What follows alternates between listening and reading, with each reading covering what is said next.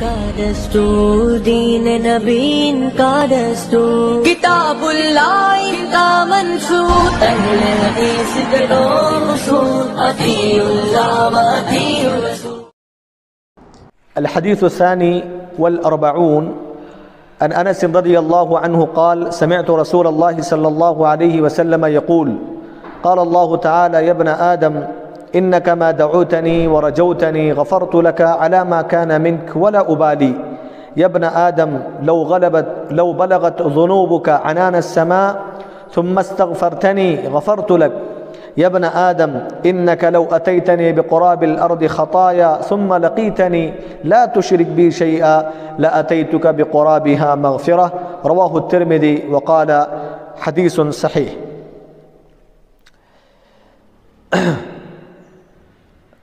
اربعین نوویہ سے میں نے آپ کے سامنے 42ویں حدیث 40 پر 2ویں حدیث میں نے آپ کے سامنے پڑھ کر سنائی، جس کے راوی حضرت انس بن مالک رضی اللہ تعالی عنہ ہیں۔ کہتے ہیں میں نے نبی کریم صلی اللہ علیہ وسلم کو یہ بات کہتے ہوئے سنا کہ اللہ تبارک و تعالی نے فرمایا: اے آدم کے بیٹے، اے ابن آدم، جب تک تو مجھ سے اپنے گناہوں کی مغفرت طلب کرتا رہے گا، مجھ سے گناہوں کی بخشش کی امید لگائے رہے گا، تو میں تیرے سارے کے سارے گناہوں کو بخش دوں گا اور میں اس کی کوئی پرواہ نہیں کروں گا۔ اے ابن آدم، اگر تیرے گناہ آسمان کے برابر تک بھی پہنچ جائیں،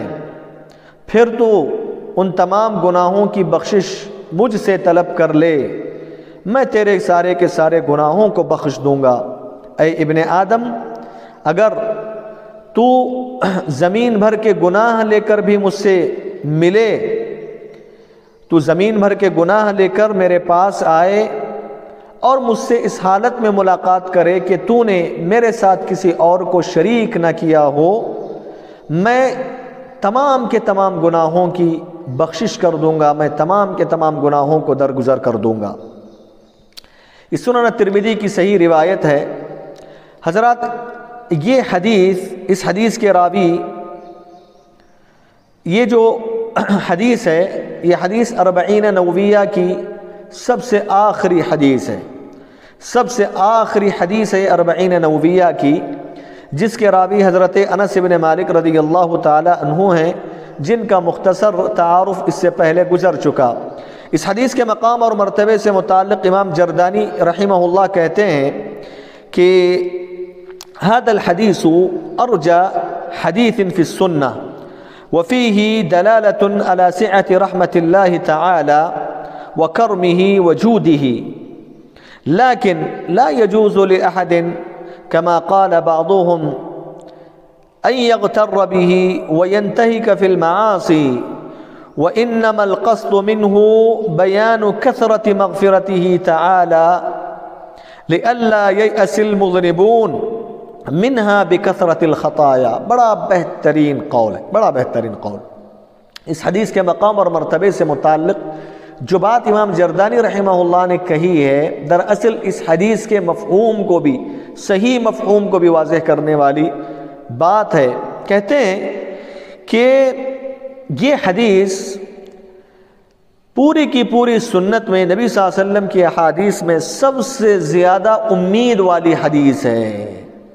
اس حدیث میں اللہ رب العالمین کی وسعت رحمت اور اللہ رب العالمین کی سخاوت کے بارے میں بتایا گیا کہ اللہ رب العالمین کی سخاوت، اللہ رب العالمین کی رحمت بے انتہا ہے، لیکن کسی آدمی کے لیے یہ جائز نہیں ہے، جیسا کہ بعض لوگ کہتے ہیں اس حدیث سے دھوکہ کھانا بالکل کسی آدمی کے لیے جائز نہیں ہے، اور اس حدیث سے دھوکہ کھا کر، اس حدیث کا غلط مفہوم سمجھ کے گناہوں میں منہمک ہو جانا، گناہوں کا ارتکاب کرنا اور گناہوں کو ہلکا لے لینا، یہ کسی آدمی کے لیے جائز نہیں ہے، حرام ہے۔ اس حدیث کا اصل مقصد یہی ہے کہ اللہ رب العالمین گناہوں کی مغفرت کرنے والا ہے، بہت زیادہ گناہوں کو معاف کرنے والا اللہ رب العالمین ہے، تاکہ اللہ رب العالمین کی اس مغفرت کو سمجھ کر لوگ، گناہ کرنے والے لوگ مایوسی کا شکار نہ ہو جائیں اور کثرت گناہوں کی وجہ سے اللہ رب العالمین سے توبہ اور استغفار کرنا چھوڑ دیں، اس غلط فہمی کا لوگ شکار نہ ہو جائیں۔ اس غلط فہمی کا ازالہ اس حدیث سے مقصود ہے، اور اللہ رب العالمین کے مغفرت کی کثرت کو اللہ بتانا اس حدیث میں مقصد ہے۔ اس حدیث کی مختصر شرح یہ ہے کہ میں نے کہا کہ یہ حدیث اربعین النوویہ کی سب سے آخری حدیث ہے، جس کو امام نووی رحمہ اللہ نے اس حدیث کو آخری حدیث کے طور پہ ذکر فرمایا ہے۔ یہ حدیث قدسیہ میں سے ہے، کیونکہ اللہ کے نبی صلی اللہ علیہ وسلم نے فرمایا قال اللہ تعالی، اللہ رب العالمین نے ارشاد فرمایا۔ تو اللہ رب العالمین کی جو احادیث قدسیہ جو ہوتی ہیں ان کے صیغوں میں سے ایک صیغہ یہ بھی ہے قال اللہ تعالی، اللہ کے نبی کہہ دیتے ہیں تو وہ حدیث قدسیہ شمار ہوتی ہے۔ حدیث قدسیہ ایسی حدیث ہے جس کو پیارے نبی صلی اللہ علیہ وسلم جس کی نسبت اور اضافت اللہ رب العالمین کی طرف کرتے ہوں، اور اس حدیث کا معنی اور الفاظ اللہ رب العالمین کے ہی ہوتے ہیں صحیح قول کے مطابق، اور حدیث قدسی سند کا سب سے اعلیٰ ترین مرتبہ ہوا کرتا ہے۔ اللہ رب العالمین نے فرمایا ابن آدم، اے ابن آدم۔ یہاں دیکھو خطاب جو اللہ تعالیٰ نے خطاب جو اللہ رب العالمین نے کیا وہ سارے کے سارے آدم کی اولاد سے کیا ہے، سارے کے سارے انسانیت اس میں مخاطب ہیں۔ اللہ نے فرمایا ما دعوتنی، ما شرطیہ ہے، مطلب اگر دعوتنی کا مطلب ہے تستغفرنی،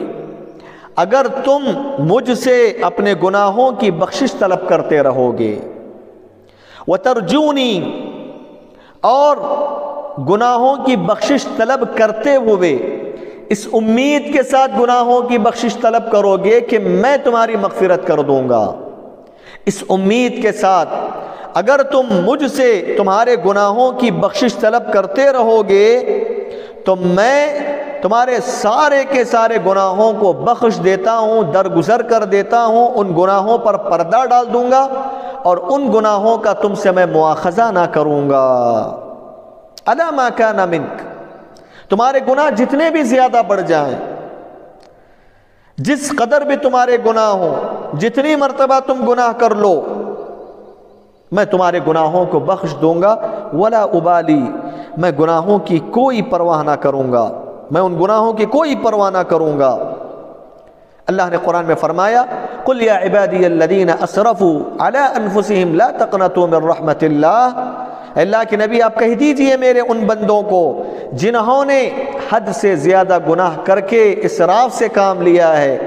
لا تقنطوا من رحمت اللہ، کہ تم اللہ کی رحمت سے مایوس نہ ہو جاؤ۔ ان اللہ یغفر الذنوب جمیعا، بے شک اللہ رب العالمین سارے کے سارے گناہوں کو بخشنے والا ہے، معاف کرنے والا ہے۔ اس کے بعد اللہ تعالیٰ نے فرمایا یا ابن آدم، اے ابن آدم،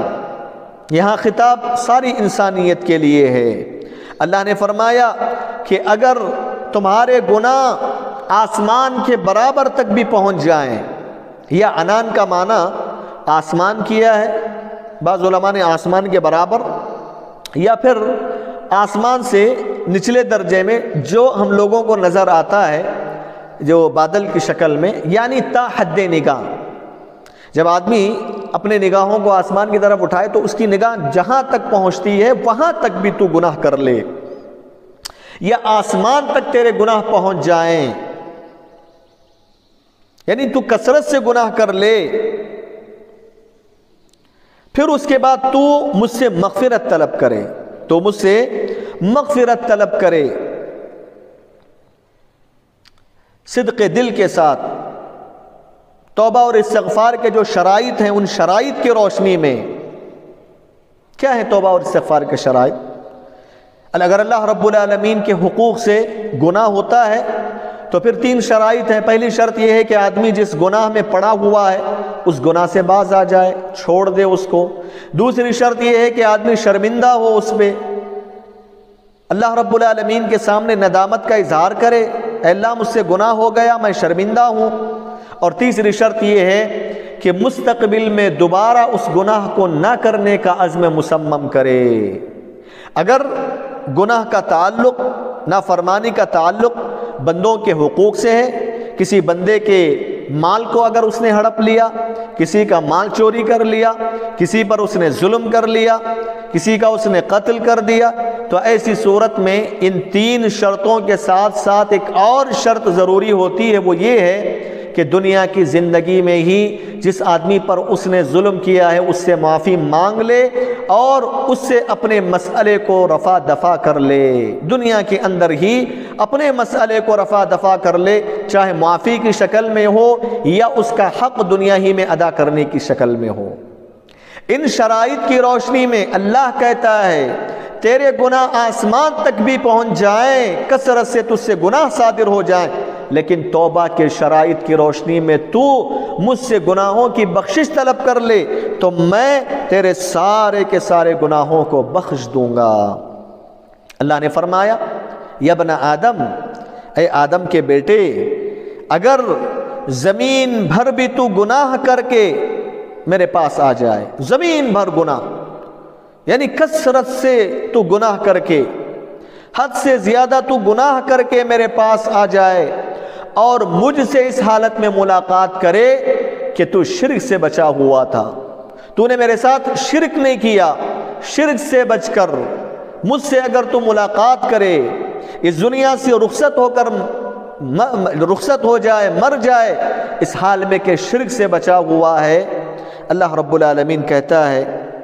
میں تیرے سارے کے سارے گناہوں کو بخش دیتا ہوں، زمین بھر کے سارے گناہوں کی میں مغفرت کر دیتا ہوں۔ حضرات، اس حدیث سے حاصل ہونے والے کچھ اہم فوائد میں آپ کے سامنے ذکر کرنا چاہتا ہوں۔ سب سے پہلا فائدہ یہ ہے کہ اس حدیث میں اللہ رب العالمین کی رحمت کی وسعت، اللہ رب العالمین کا فضل، اللہ رب العالمین کا جو کرم، اللہ رب العالمین کی جو سخاوت بندوں پہ جو اللہ کرتا ہے، اس کا تذکرہ اس حدیث میں اللہ رب العالمین نے کیا ہے کہ اللہ رب العالمین انسان کے سارے گناہوں کو بخش دیتا ہے، بشرطے کہ آدمی شرک سے بچا ہوا ہو، بشرطے کہ آدمی شرک سے اپنے آپ کی حفاظت کیا ہو، اللہ اس کے سارے گناہوں کو بخش دیتا ہے، جس بات سے اندازہ لگا سکتے ہیں کہ اللہ رب العالمین کی رحمت کتنی وسیع ہے، اللہ کتنا کریم ہے، اللہ کتنا رحیم ہے۔ دوسرا فائدہ اس حدیث سے حاصل ہونے والا یہ ہے کہ گناہوں کی مغفرت، گناہوں کے مٹا دینے کے اسباب میں سے ایک بنیادی سبب یہ ہے کہ آدمی اللہ رب العالمین سے اچھی امید لگا کر بغیر کسی مایوسی کے اللہ رب العالمین سے گناہوں کی بخشش طلب کرے، اللہ رب العالمین کے ساتھ اچھی امید رکھتے ہوئے بغیر کسی نا امیدی کے، مایوسی کے اللہ رب العالمین سے توبہ اور استغفار کرنا، یہ گناہوں کے مٹائے جانے کا یا گناہوں کی مغفرت کا ایک بنیادی سبب ہے۔ تیسرا بنیادی فائدہ اس حدیث سے حاصل ہونے والا یہ ہے کہ گناہوں کی مغفرت کے اسباب میں سے ایک اہم سبب یہ بھی ہے کہ آدمی اللہ رب العالمین کی توحید کو اپنائے اور اللہ رب العالمین کے ساتھ شرک کرنے سے اپنے آپ کو بچا لے۔ جو آدمی اللہ کے ساتھ شرک کرنے سے اپنے آپ کو بچا لے، توحید کو اپنا لے، اللہ رب العالمین ایسے آدمی کے گناہوں کو بخش دیتا ہے، معاف کر دیتا ہے۔ چوتھا فائدہ اس حدیث سے حاصل ہونے والا یہ ہے کہ جو آدمی توبہ کے شروط کے ساتھ، استغفار کے شروط کے ساتھ توبہ اور استغفار کر لیتا ہے کہ اللہ رب العالمین اس کی وجہ سے تو بخشش طلب کرنے والے شخص کے سارے گناہوں کو بخش دیتا ہے، چاہے اس کے گناہ آسمان تک پہنچ جائیں، چاہے اس کے گناہ زمین بھر ہو جائیں، چاہے اس کے گناہ کتنے بھی زیادہ کیوں نہ ہو، آدمی توبہ کے شرائط کے ساتھ اللہ سے توبہ اور استغفار کر لے، اللہ تعالیٰ اس کے گناہوں کو بخش دیتا ہے۔ پانچواں فائدہ اس حدیث سے حاصل ہونے والا یہ ہے کہ اس حدیث میں توحید کی فضیلت بتائی گئی، توحید کا مقام اور مرتبہ بتایا گیا۔ توحید کی فضیلت یہ ہے، توحید کی وجہ سے اللہ رب العالمین انسان کے سارے گناہوں کو بخش دیتا ہے۔ توحید انسان کے سارے گناہوں کے کفارے کا سبب بن جاتا ہے۔ چھٹا فائدہ اس حدیث سے حاصل ہونے والا، شرک کی قباحت بتائی گئی، شرک کی خطرناکی اس میں بتائی گئی ہے کہ شرک اتنا بڑا جرم ہے، اتنا بڑا گناہ ہے کہ آدمی شرک کی حالت میں اس دنیا سے چل بستا ہے، اللہ رب العالمین ایسے آدمی کی کبھی مغفرت نہیں کرتا۔ ان اللہ لا یغفر ان یشرک بہ ویغفر ما دون ذلک لمن یشاء ان الذین کفروا وماتوا وهم کفار فلن یغفر اللہ لهم۔ مشرکین کی مغفرت اللہ نہیں کرتا۔ شرک کی حالت میں بغیر توبہ کے آدمی اس دنیا سے چل بسا۔ شرک اتنی بھیانک چیز ہے کہ اللہ رب العالمین جس کے ہوتے ہوئے گناہوں کی بخشش اللہ رب العالمین کبھی نہیں کرتا۔ لہٰذا ہم اور آپ کو چاہیے کہ شرک اور مظاہر شرک سے اپنے آپ کی حفاظت کریں۔ ساتواں فائدہ اس حدیث سے حاصل ہونے والا یہ ہے کہ اس حدیث میں انسانیت کے مقام اور مرتبے کو واضح کیا گیا، ابن آدم کے شرف کو واضح کیا گیا، اس کے مقام اور مرتبے کو واضح کیا گیا ہے کہ اللہ رب العالمین نے بڑے رحمت کے انداز سے، شفقت کے انداز سے اللہ نے کہا یا ابن آدم، اے آدم کے بیٹے، اے آدم کے بیٹے۔ اللہ نے مخاطب فرمایا، ڈائریکٹ مخاطب کیا ابن آدم سے، جس سے ابن آدم کے مقام اور مرتبے کا پتہ چلتا ہے کہ اللہ رب العالمین کے پاس ان کا کیا مقام ہے۔ آٹھواں فائدہ اس حدیث سے حاصل ہونے والا، اللہ رب العالمین کے لیے اس میں ایک صفت منفیہ کو ثابت کیا گیا ہے۔ اللہ رب العالمین کے دو طرح کے صفات، ایک صفات مثبتہ ہوتے ہیں، صفات منفیہ ہوتے ہیں۔ صفات منفیہ کا مطلب ایسی صفات اللہ رب العالمین ان سے بری ہے، اللہ رب العالمین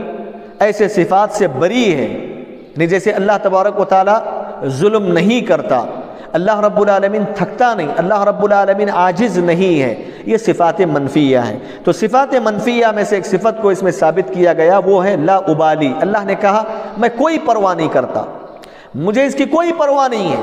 میں سارے کے سارے گناہوں کو بخش دیتا ہوں، مجھے اس کی کوئی پرواہ نہیں ہے۔ تو یہ لا ابالی کی صفت منفیہ کو اس میں ثابت کیا گیا۔ اہل سنت والجماعت کا یہ عقیدہ ہے، جب اللہ رب العالمین سے کوئی صفت منفیہ کی نفی کی جاتی ہے، وہیں اس کے ضد میں جو کمال درجے کی صفت ہوتی ہے اس کو بھی جو ہے ثابت کرتے ہیں، اس صفت سے اللہ رب العالمین کو متصف کرتے ہیں۔ جب اللہ نے کہا کہ میں کوئی پرواہ نہیں کرتا، اس کے ضد میں کمال درجے کی صفت یہ ہے کہ اللہ رب العالمین کمال درجے کا مالک ہے، اللہ رب العالمین کمال درجے کا فضل والا ہے، اللہ رب العالمین کمال درجے کے احسان سے متصف ہے کہ اللہ تعالیٰ بندوں کے ساتھ احسان کرنے والا ہے۔ تو جب لا ابالی کی صفت کی ہم نفی کرتے ہیں، وہیں ہم اللہ رب العالمین کو صفت کمال، صفت ملکیت سے ہم جو ہے متصف کرتے ہیں، اور اللہ رب العالمین کو صفت فضل سے متصف کرتے ہیں، صفت احسان سے ہم متصف کرتے ہیں۔ حضرات، اس حدیث سے حاصل ہونے والا بنیادی قاعدہ یہ ہے جو علماء نے اس حدیث سے مستنبط کیا، وہ یہ ہے علامت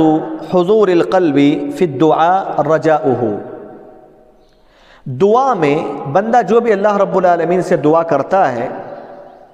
اس دعا میں ایک آدمی کا دل حاضر ہے حضور قلب کے ساتھ، خشوع اور خضوع کے ساتھ وہ اللہ سے دعا مانگ رہا ہے۔ اس کی کچھ علامتیں ہیں، ان علامتوں میں سے ایک علامت یہ ہے کہ آدمی اللہ سے دعا کرتے ہوئے اچھی امید کرتے ہوئے دعا کرتا ہے،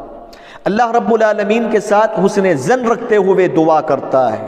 اس حسن ظن کے ساتھ اللہ تعالیٰ میں جو مانگ رہا ہوں اللہ مجھے عطا کرے گا، میں جو گناہ کی بخشش طلب کر رہا ہوں اللہ مجھے اس گناہوں سے مجھے پاک کر دے گا۔ اللہ کے ساتھ حسن ظن، اللہ کے ساتھ اچھی امید کرتے ہوئے کوئی آدمی دعا کرتا ہے تو سمجھ لو کہ اس کی دعا حضور قلب کے ساتھ ہو رہی ہے، خشوع اور خضوع کے ساتھ اس کی دعا ہو رہی ہے۔ علامت حضور القلب فی الدعاء رجاؤہ۔ حضرات، دو اہم باتیں میں آپ کے سامنے ذکر کرنا چاہتا ہوں۔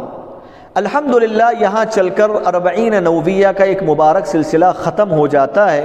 یہ اللہ رب العالمین کی توفیق اور اس کے فضل کا نتیجہ تھا کہ اللہ نے اپنی توفیق سے، اپنے فضل سے مجھے 40 نوویہ کو ختم کرنے کی اللہ نے مجھے توفیق دی۔ اللہ کے توفیق اور اس کے فضل سے یہاں چل کر 40 نوویہ یہ کتاب ختم ہو جاتی ہے۔